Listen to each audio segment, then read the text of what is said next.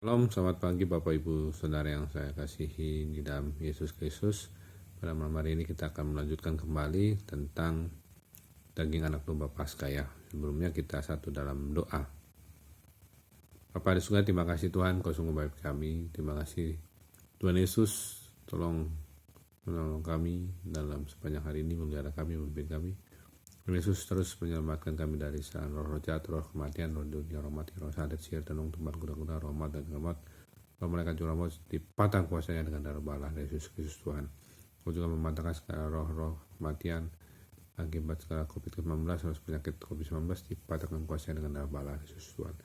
Kami mohon Roh Kudus tolong kami untuk memahami firman Tuhan pada malam hari ini. Urapi hamba-Mu yang menyampaikannya, urapi Bapak Ibu Saudara yang menyaksikannya.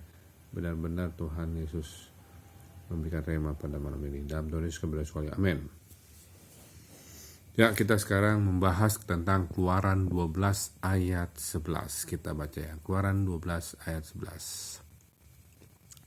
Dan beginilah kamu memakan daging domba Paskah ya.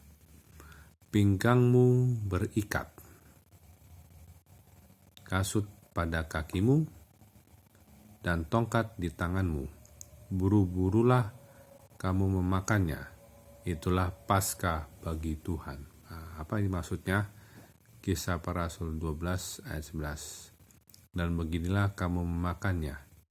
Pinggangmu berikat, kasut pada kakimu, dan tongkat di tanganmu.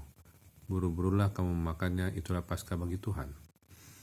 Jadi apa maksudnya? Mereka harus memakan makanan Paskah dengan cara yang ketiga tadi, dengan pinggang berikat yang pertama, yang kedua dengan kasut pada kaki, yang ketiga dengan tongkat di tangan. Tuhan memberi kepada bangsa Israel 3 instruksi tentang cara memakan menu Paskah ini, karena mereka harus segera memulai suatu perjalanan keluar dari Mesir. Mereka harus siap untuk meninggalkan Mesir segera setelah mereka memakan anak domba Paskah. Jadi siap untuk meninggalkan Mesir dengan segera. Mereka harus mengangkat dan menyelipkan ujung jubah mereka yang panjang melambai atau mengikatnya di sekeliling pinggang mereka. Mengenakan kasut ya, dan memegang tongkat di tangan mereka. Pelajaran rohani di sini ialah bahwa setelah kita menerima Kristus sebagai juru selamat kita, saya ulangin, sesegera setelah kita menerima Kristus sebagai juru selamat kita memulai suatu perjalanan rohani. Makanya dengan berikat pinggang, dengan memakai kasut dan tongkat di tangan, kita harus mempersiapkan diri kita sendiri untuk meninggalkan keduniawian yang dalam kasus ini digambarkan dengan Mesir. Jadi setelah kita menerima Tuhan Yesus sebagai juru selamat, kita segera meninggalkan keduniawian. Jadi kalau ada orang dibilang dia sudah bersama juru selamat penebusnya Yesus Kristus, tapi masih keduniawian, berarti dia belum berikat pinggang ya, pinggang berikat maksudnya, bukan belum memakai kasut pada kaki, belum memakai tongkat pada tangan ya. Dia masih jalan di tempat ya. Banyak orang Kristen sekarang masih banyak di Mesir, belum melakukan perjalanan rohani mereka bersama Tuhan untuk mencapai tanah perjanjian, yaitu Bukit Sion rohani yang kudus, ruang maha kudus ya. Itulah orang Kristen. Makanya orang Kristen itu banyak yang bilang, ya bolehlah, kan masih normal-normal aja, kita masih di dunia ya, ini kan gak dosa. Nah itu dia kompromi-kompromi di dunia itu yang menyebabkan orang Kristen tidak bisa maju dalam perjalanan rohaninya. Jadi kalau kita sudah berikat pinggang, berkasut, dan tongkat di tangan, sesegera mungkin kita harus meninggalkan keduniawian kita menjalankan perjalanan hidup di bumi ini untuk kehendak Tuhan ya, keinginan Tuhan. dari keduniawian kita tidak ada lagi. Amin.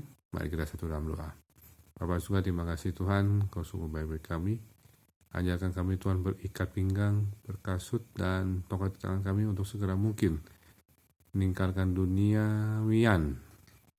Ada keduniawian menyebabkan jerat, sehingga kami jauh dari Tuhan. Ajar kami Tuhan untuk melakukan keinginan Tuhan, kehendak Tuhan dalam hidup ini Tuhan. Tidak keduniawian lagi. Tidak ada namanya senang sama namanya kemodern, sama kekayaan atau barang-barang yang bling-bling, yang celing-celing. Biarlah kami hanya mematuhi, menuruti apa yang Tuhan mau, keinginan Tuhan untuk menjangkau jiwa-jiwa yang terhilang, untuk kita mengabarkan kabar baik, kabar Yesus Kristus kepada mereka.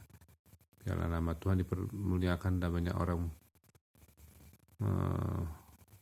menjadi anak Tuhan, pengikut Tuhan Yesus Kristus.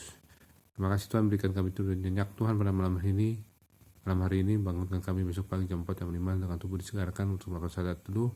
Kami mohon Allah Roh Kudus menguasai alam sadar bawah sadar kami dalam tidur kami. Roh kematian mendadak, roh henti nafas di jantung, mimpi buruk, mimpi kotor, mimpi kuasa gelap. Kami telah kuasa darah akut abdomen, demam, pusing, pendarahan otak, stroke, gagal ginjal, cuci darah, kanker tumor leukemia, kanker hati, sakit lambung, proses lambung dipatahkan kuasa dengan darah Allah Yesus Tuhan. Kami tolong juga virus COVID-19 dipatahkan kuasa dengan darah Allah Yesus Tuhan. Segala puji hormat syukur dan bagimu dalam nama Bapa, Anak dan Roh Kudus, dalam nama Tuhan Yesus Kristus kami berdoa sekali. Amin. Demikian firman Tuhan, sampai jumpa besok. Shalom. Tuhan Yesus memberkati.